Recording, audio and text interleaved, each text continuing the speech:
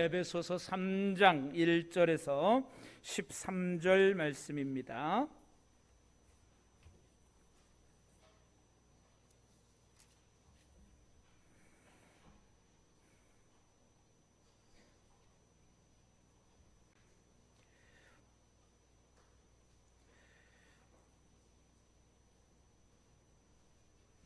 에베소서 3장 1절에서 13절 말씀.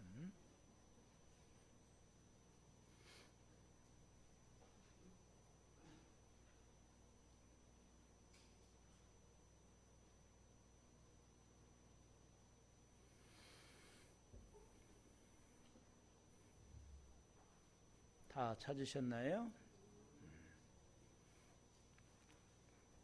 찾으신 줄 알고 제가 읽겠습니다.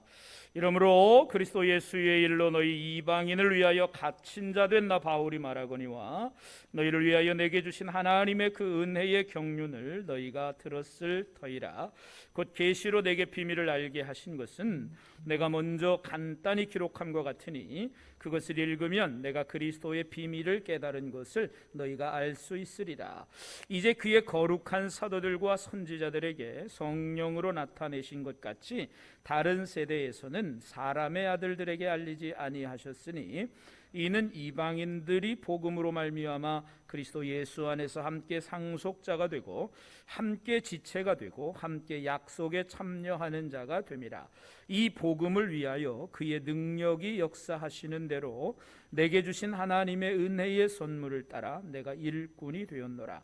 모든 성도 중에 지극히 작은 자보다 더 작은 나에게 은혜를 주신 것은 측량할 수 없는 그리스도의 풍성함을 이방인에게 전하게 하시고 영원부터 만물을 창조하신 하나님 속에 감추어졌던 비밀의 경륜이 어떠한 것을 드러내게 하려 하심이라.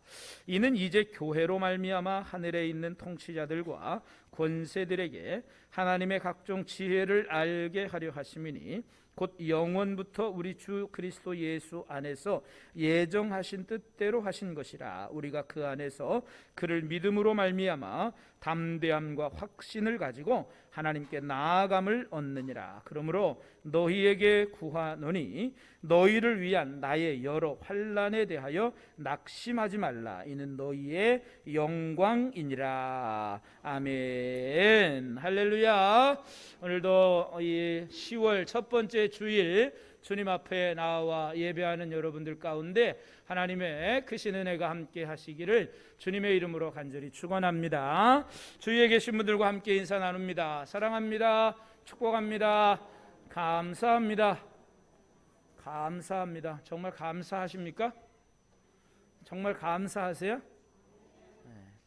얼마나 감사해요. 우리에게 주어진 모든 것들이, 우리에게 주어진 모든 일상들이 우리의 삶, 우리의 생각과 우리의 노력으로 얻어지는 게 아니잖아요. 하나님께서 우리에게 주신 시간들이고 하나님께서 내게 주신 거잖아요. 저 넓은 들판에 익어가는 곡식들도 보면 우리가 있게 했나요? 아니잖아요. 하나님이 다 있게 하시잖아요.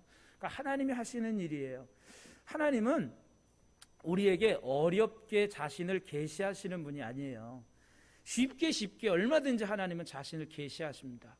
자연현상을 통해서 보면 이게 정말 우리가 사람의 노력으로 때가 되고, 여러분 절기를 보면 기가 막히잖아요. 여러분 이제 추분이 지나고 그러면서 이제 뭐예요? 그 해가 얼마나 짧아졌어요. 갑자기 막 해가 짧아지고, 이게 옛날 어르신들이 지혜가 정말 이 절기는 못 속인다는 말이 딱 맞는 것 같아요. 근데 여러분 이 모든 것들을 사람의 노력으로 합니까? 해가 또 지구를 도는 것, 또 이런 모든 것들이 이게 사람의 노력으로, 사람이 과학적으로 계산해서 되는 건가요? 절대 아닙니다.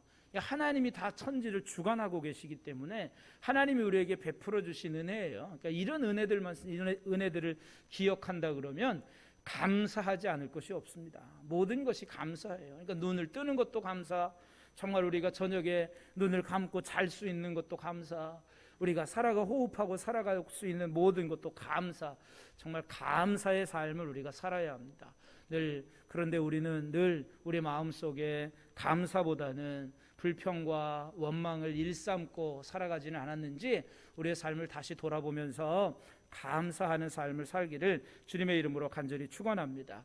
바울이 정말 하나님의 사도로서, 바울이 하나님의 일꾼으로서 그가 여러 가지 어려운 일을 당하면서도 그가 주님이 맡겨주신 일을 감당할 수 있었던 그 근본적인 원인이 어디 있었을까? 그는 나 같은 죄인도, 그가 표현하기를 죄인 중에 괴수라고 할 정도, 그리고 나같이 지극히 작은 자인 나에게도 하나님 은혜를 베푸셔서 하나님의 복음을 맡겨주셨으니 참으로 감사합니다. 그 은혜가 감사해서 바울은 하나님의 복음의 비밀을 맡은 자로서 복음을 전하지 않고는 배기지 못한 거예요. 그러니까 그가 옥에 갇히기도 하고 매를 맞기도 하고 여러분 배가 파손되는 생명의 위협을 느끼면서까지도 이 하나님의 복음을 들고 곳곳에 도처에 가서 복음을 전했던 이유가 무엇일까요? 그 안에 감사가 있었기 때문에 그렇습니다. 그래서 여러분 우리가 옥중서신으로 알려진, 우리가 주일마다 보고 있는 이 에베소서도 옥중서신이기는 합니다마는 빌립보서도 보면 옥중서신인데 감사하라는 말이 얼마나 많이 나옵니까? 항상 우리는 감사하는 삶. 바울은 그 은혜가 감사했던 거예요. 나 같은 사람도 구원해 주셨던 그 하나님의 은혜가 감사해서 하나님의 복음을 전하지 않고는 견딜 수 없는 그러한 마음으로 이 일을 감당했던 거예요. 그러니까 바울의 마음 속에, 그 바울의 마음 가운데 마음속 깊숙이 깔려 있는 그 마음은 감사로부터 시작됐다는 거예요. 나 같은 죄인을, 나 같은 이 정말 그 쓸모없는 인생을 하나님 구원해 주시고 하나님의 복음의 비밀을 알게 해 주셔서 감사합니다. 그 감사하는 마음으로 하나님의 일을 감당할 수 있었던 거예요. 오늘도 우리 안에 이 감사가 회복돼야 돼요. 신앙의 회복은요, 믿음의 회복은요, 이 감사가 회복되지 않고는 신앙이 회복될 수 없어요. 가장 중요한 거잖아요. 나 같은 사람도 구원해 주셨다. 나같이 정말 자격 없고 조건 없고 그런 사람들조차도 하나님 나를 사랑해 주시고 하나님 나를 구원해 주셨다는 그 감사에 대한 회복이 우리의 신앙의 회복이다라고 하는 것입니다. 바울은 오늘 그 감사로 인하여 자기에게 주어진 하나님의 은혜, 자신에게 주어진 하나님의 비밀, 그리스도의 비밀을 깨달았다라고 하는 것들을 이제 말씀해 주고 있습니다.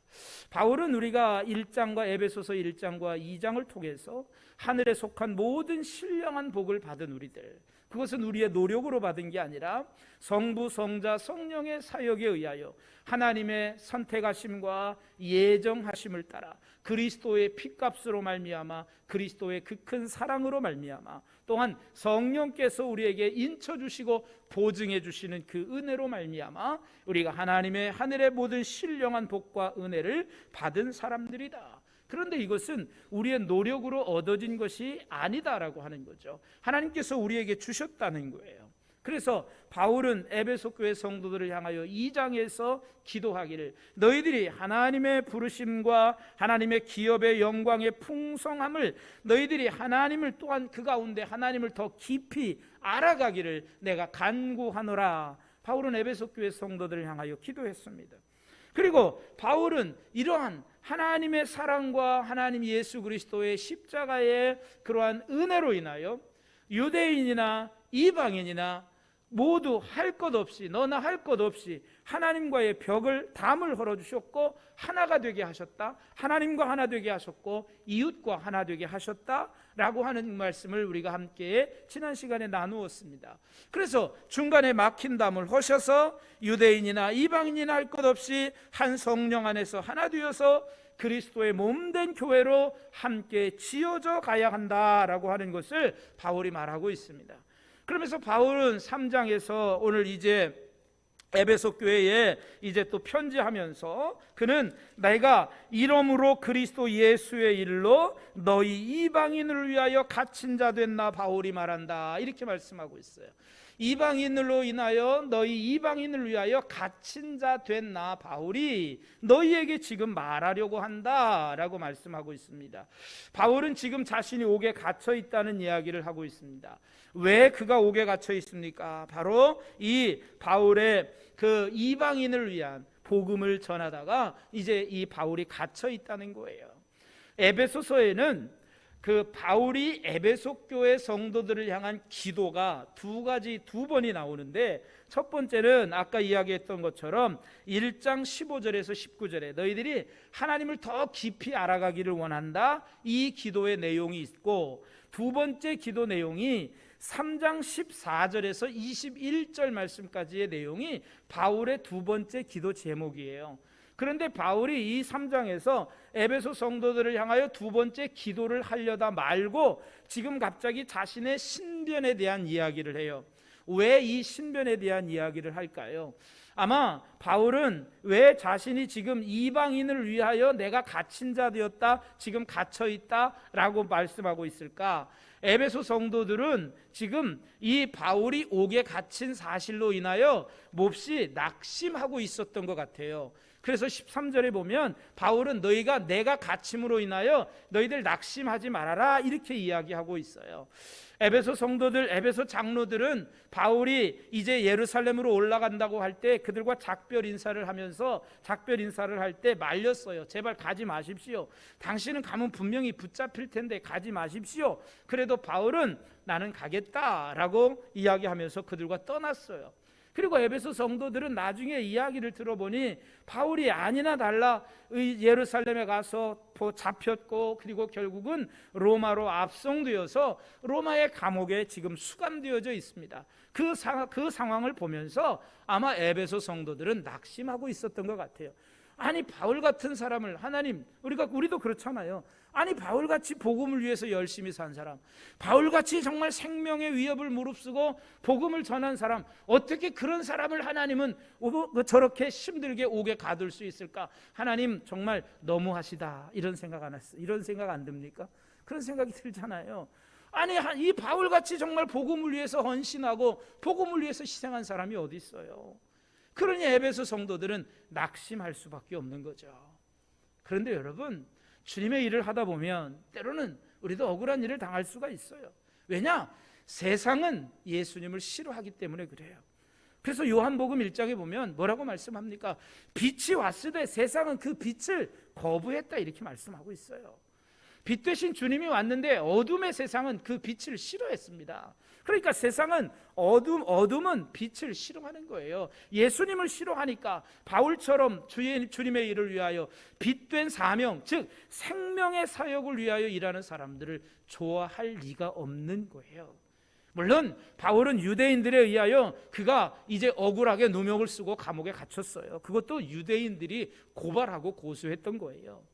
그런데 바울은 그거 자기가 지금 이방인 너희들을 위하여 내가 지금 이제 옥에 갇혀 있다, 내가 너희들을 위하여 복음을 전하다가 내가 이렇게 지금 옥에 갇혀 있다, 지금 이 이야기를 하고 있는 거예요. 그래서 이 3장은 2절에서부터 13절까지는 이렇게 소위 말하면 괄호로 이렇게 묶어놓고 이해하고 1절부터 14절로 넘어가면 바로 이 3장에서는 이 바울의 에베소 성도들을 향한 기도의 내용을 우리가 바르게 이해할 수 있어요. 그런데 너무나도 이 사실이 중요했기 때문에 2절에서부터 13절에 바울이 에베소 성도들을 위하여 기도하다가 그것보다 더 중요한 것을 말할 것이 있어서 이 중간에 자신의 이야기를 지금 넣어놓고 있는데, 그 이야기의 핵심이 뭐냐면 바울이 깨달은, 바울이 알게 된 그리스도의 비밀에 대하여 이야기하고 있습니다. 그 그리스도의 비밀에 대한 핵심 내용은 다른 게 아니에요. 모든 믿는 자 누구든지 주님께 나와 주님을 예수님을 구주로 고백하고 영접하는 자들은 다 구원을 얻는다는 그 간단한 진리예요.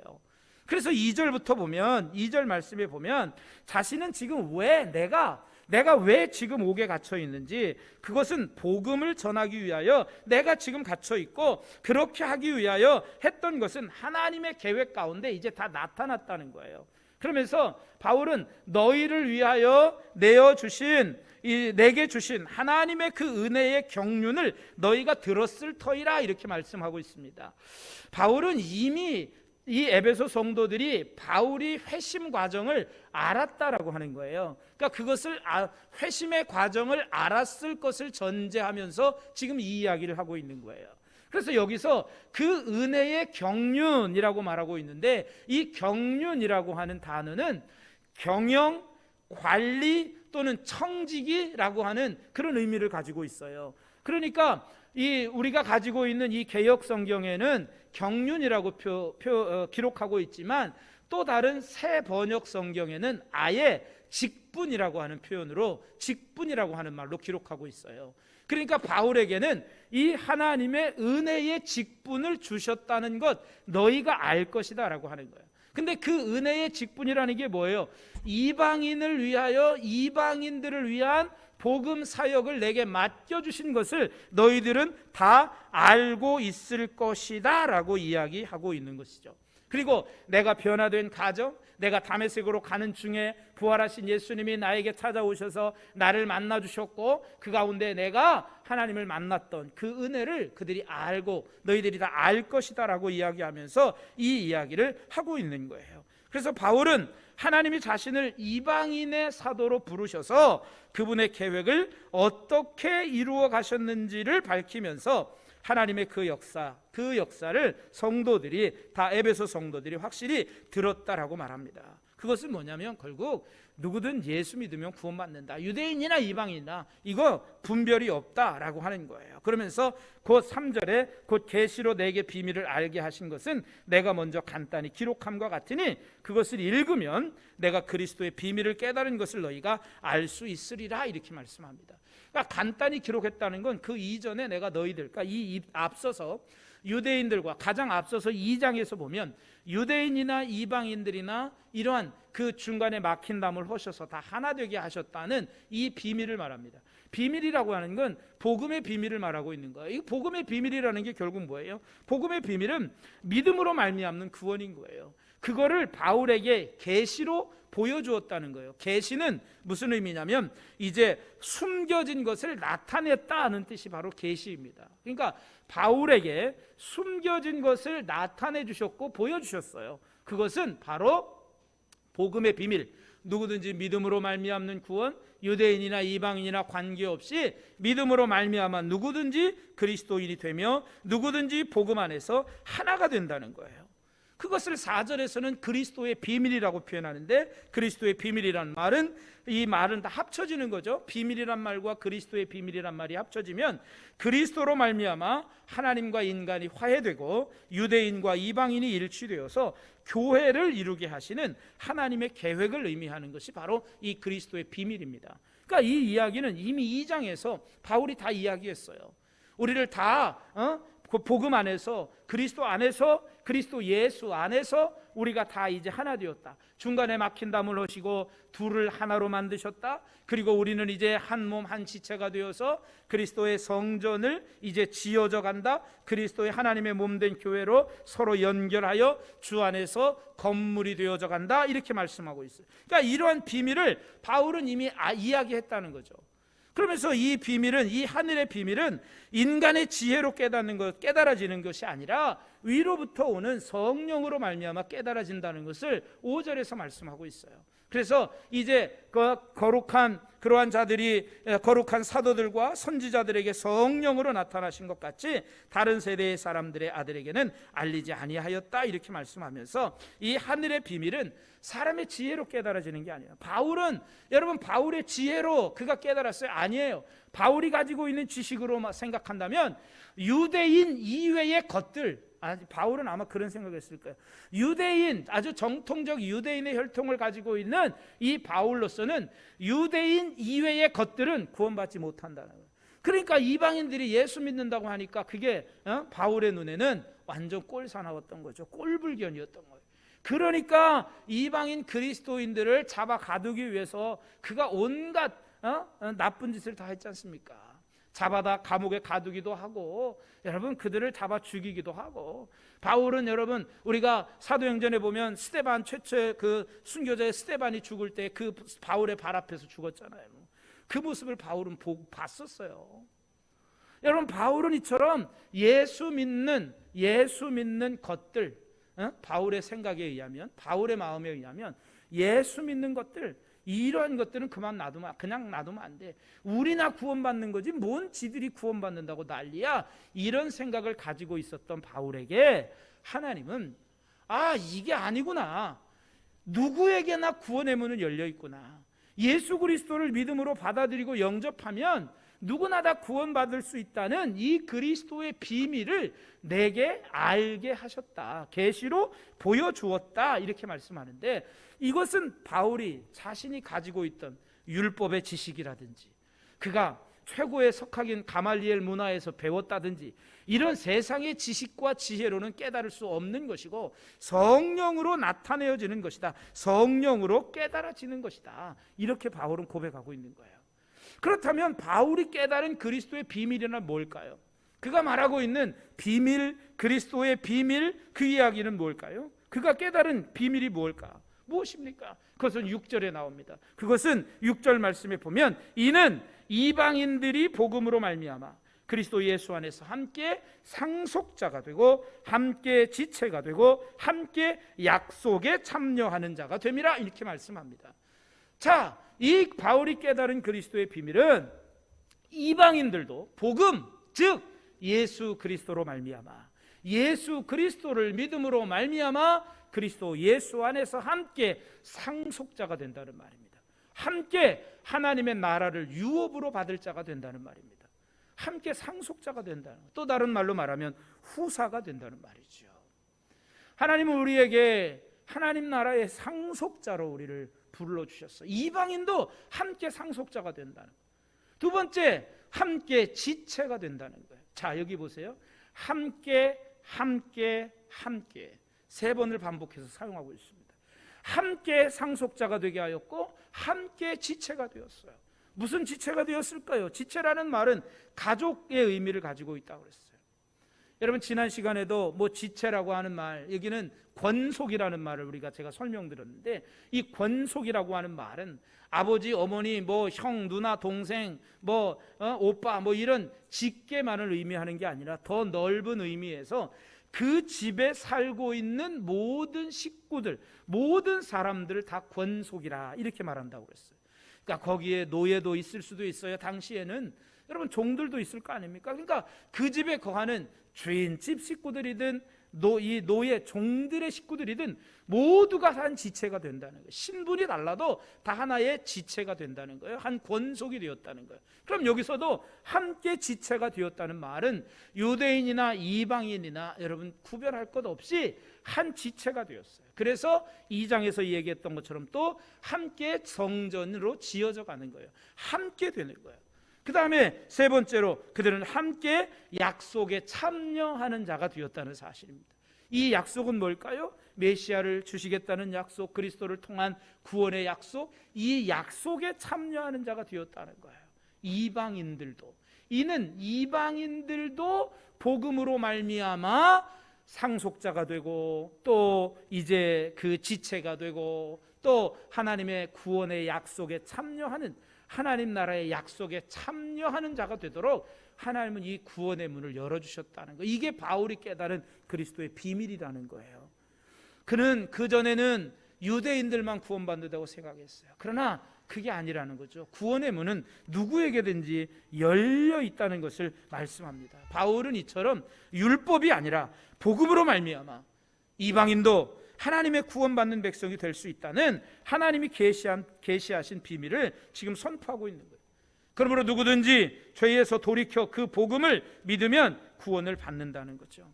바울은 바로 이 복음을 위하여 하나님의 능력의 역사하심을 따라 그분의 은혜의 선물을 따라서 일꾼이 되었다라고 하는 사실을 깊이 깨닫고 감사하고 있어요. 그래서 7절에서 뭐라고 말씀합니까? 이 복음을 위하여 그의 능력이 역사하시는 대로 내게 주신 하나님의 은혜의 선물을 따라 내가 일꾼이 되었노라. 내게 주시는 하나님의 그 은혜를 따라서 내가 일꾼이 되었다는 거예요. 은혜의 선물을 따라서. 그러니까 바울은 자기가 받은 이 직분도요, 여러분, 그가 노력해서 얻은 게 아니라 하나님이 은혜의 선물로 주셨다는 거예요.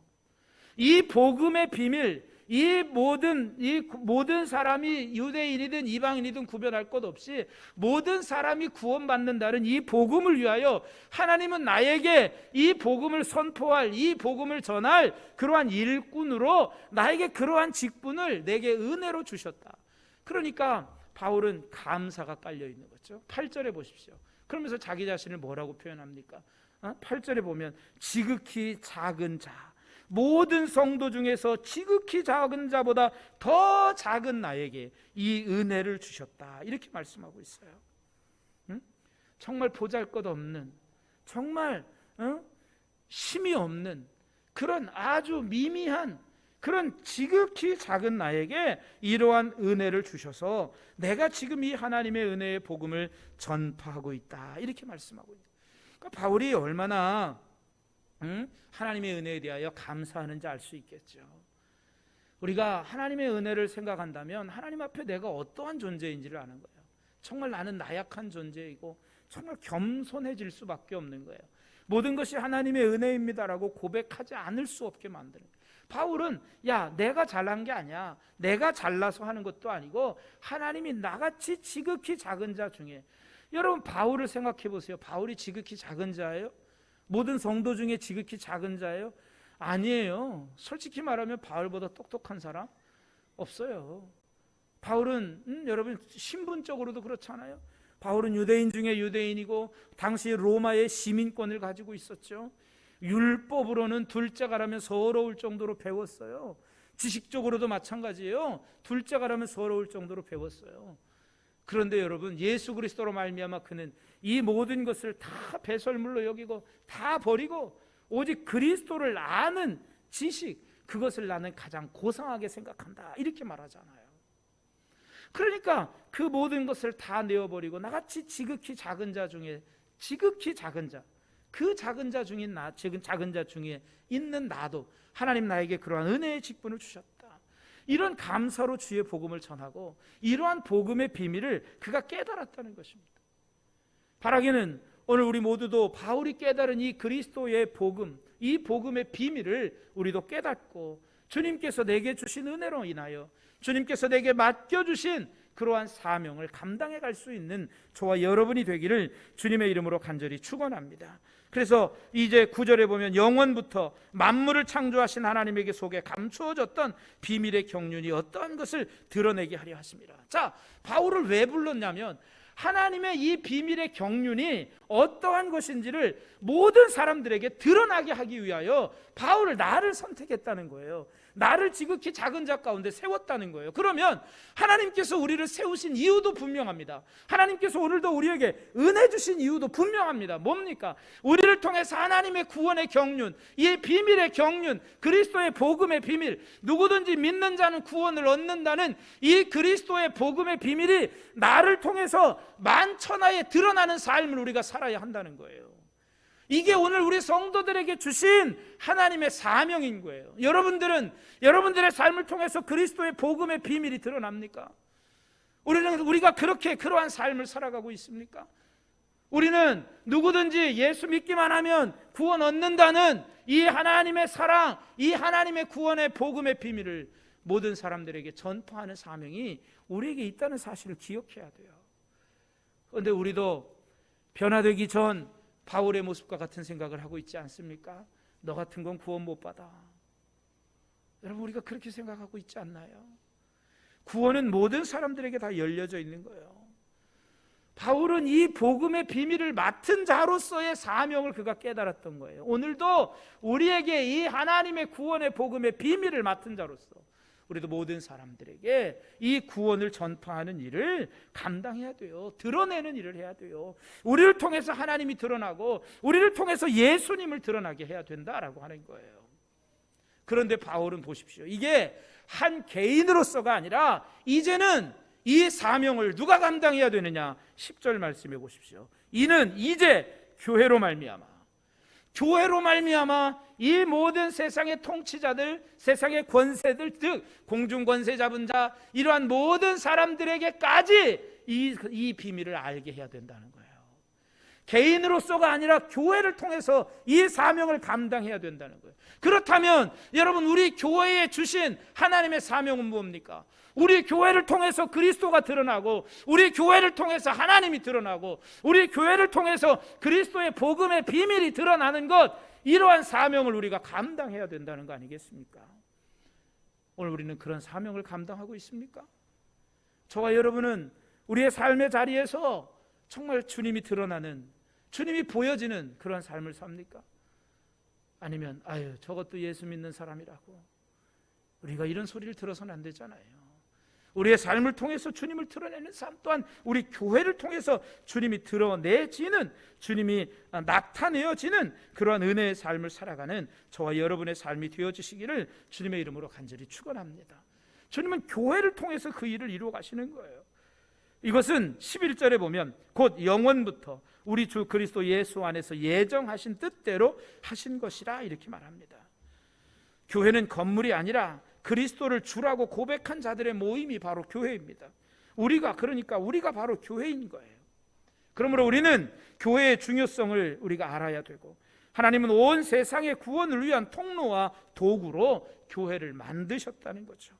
그러므로 교회를 세우시고 교회를 통해 이 땅을 치유하고 회복해 가시고자 하시는 이 하나님의 예정하신 뜻을 우리가 알고 깨닫고, 이제 우리가 이 하나님의 마음을 가지고 우리가 하나님을 기쁘시게 할 수 있는 그러한 믿음의 삶을 살아갈 수 있는 저와 여러분, 또한 우리 교회가 되기를 주님의 이름으로 간절히 축원합니다. 우리가 함께 주의 몸된 교회가 되게 하셨잖아요. 그래서 2절에서는 서로 건물마다 연결되어져서 2장에서는 서로 함께 지어져 가는 거예요. 지체가 되었어요. 한 지체가 되었어요. 우리는 모두 한 식구가 되었어요. 한 지체가 되었어요. 더 이상 둘이 아니에요. 하나예요. 우리는 하나라고 하는 거예요. 오늘도 우리가 찬양했잖아요. 주는 평화 막힌 담을 하셨네. 여러분, 우리는 하나예요. 둘이 아니에요. 그러니까 우리는 한 마음 한 뜻으로 또 교회를 이루고, 또 교회를 통해서 하나님의 이 구원의 복음의 비밀을 온 세상 사람들에게 알리는 그러한 일을 감당해야 돼요. 우리가 함께 주의 몸된 교회가 되게 하셔서 주님의 구원을 이 땅에 이루어 가도록 우리에게 그런 사명을 주셨다는 거죠. 그러면서 유대인과 이방인이 이제는 12절에 보면 그 안에서 그를 믿음으로 말미암아 담대함과 확신을 가지고 하나님께 나아감을 얻느니라 말씀합니다.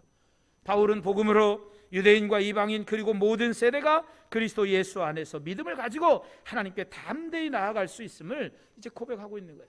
담대히, 또 이제 그 나아간다, 이 말은 담대히 당당하게 나아간다는 그런 말입니다. 담대하고 확신을 가지고 담담함과 또 이제 당당함을 가지고 하나님 앞에 나아간다는 말을 하고 있는 거예요.